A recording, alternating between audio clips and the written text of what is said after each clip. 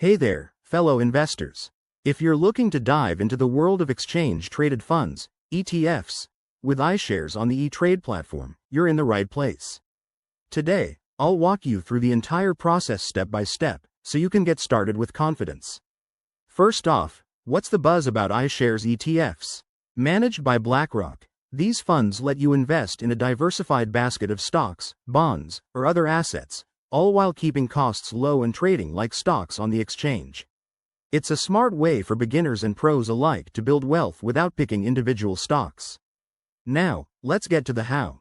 Start by ensuring you have an eTrade account. If you don't, head to their website, sign up, and complete the verification process. It only takes a few minutes. Once you're logged in, navigate to the Trade or Search tab. Here, you can use the powerful search tool to look for iShares ETFs. Type in something like iShares Core S&P 500 ETF.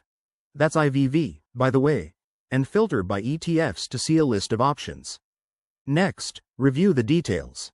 Check the fund's performance, expense ratio, and holdings to make sure it aligns with your goals. When you're ready, click on the ETF you want and select Buy. You'll need to enter the number of shares or the dollar amount you're investing. Then choose your order type, market order for immediate purchase or limit order for a specific price. Don't forget to set any stop-loss orders if you're risk-averse. Confirm your trade and voila, your investment is placed. A few quick tips. Always consider your risk tolerance and diversify your portfolio. Fees on eTrade are competitive, but watch out for transaction costs. And remember, investing involves risks, so do your own research or consult a financial advisor. There you have it. Investing in iShares ETFs on eTrade is straightforward and empowering.